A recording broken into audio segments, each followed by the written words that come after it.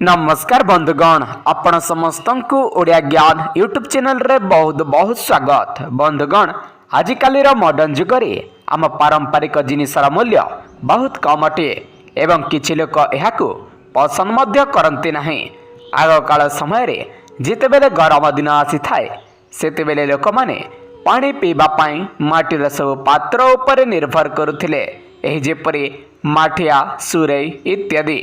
कारण आग कालर लोकंक पाखरे फ्रिज नथिला, सही समय रे लोके माठिया पानी पिउथिले। तबे चलंतु वर्तमान एही वीडियो रे जानिबा माठिया पानी पीले क्यों क्यों सब फायदा मिली थाए। तेणु आपण माने वीडियोटी को बिना स्किप करी शेष पर्यंत देखंतु एवं आपण माने जदि आम चैनल रे प्रथम थर वीडियो देखु थांती ताले चैनल को सब्सक्राइब करी पाखरे स्थिबा बेल नोटिफिकेशन टी को ऑल रे प्रेस करी रखंतु, जहा द्वारा हम नुआ वीडियो रो नोटिफिकेशन आपणक पाखरे सर्वप्रथमे पहुंची पारिबा। माठिया पानी अमृत समान होइथाए, कारण माठिया पानी भितर थिबा किछि विषाक्त तत्व को सुखाई देइथाए एवं पानी को पूरा सफा एवं शुद्ध करिथाए, जहा पीबा परे मनुष्यर शोष मेंटी थाए एवं ताकू बहुत तृप्त मध्य मिलिथाए। मनुष्य पाचन तंत्र भल रहिथाए।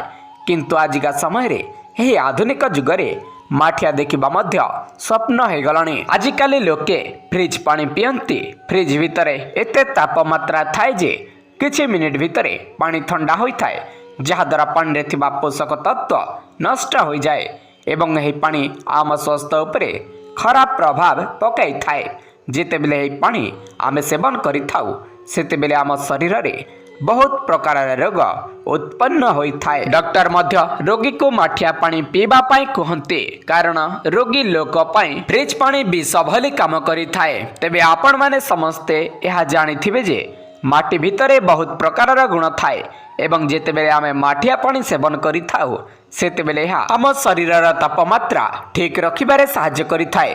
तेणु आज ठारू आपण मध्य माठिया पानी पीबा आरंभ करंतु, कारण माठिया बा सुरै पानी पीबा आम शरीर पाई बहुत लाभदायक होइथाए। फ्रिज पानी ठारू माठिया पानी पीबा शरीर पाई ढेर गुण रे भल होइथाए। आजिर वीडियो एतिके। वीडियो देखिथिबारु धन्यवाद। नमस्कार।